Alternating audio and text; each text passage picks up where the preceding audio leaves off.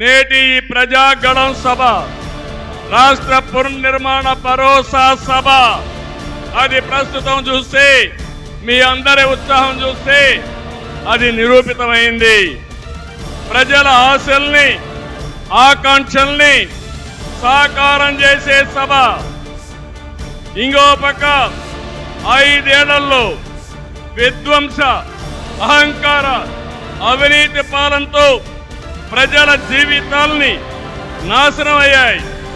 అందుకే ప్రజల గుండె చప్పుడు బలంగా వినిపించడానికి 3 పార్టీలు జట్టయ్యాయి.